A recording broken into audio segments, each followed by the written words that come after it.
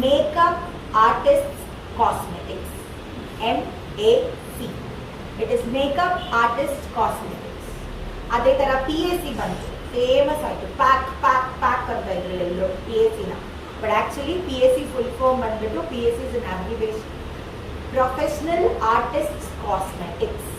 ಅದು PAC full form. MAC full form Makeup Artist Cosmetics, which means it is a professional brand. It is used only by professionals. It was used once upon a time. ಇವಾಗ ಏನಾಗಿದೆ, ಎಲ್ಲರೂ MAC products use ಮಾಡೋಕ್ಕೆ ಶುರು ಮಾಡಿದ್ದಾರೆ, normal people ಕೂಡ.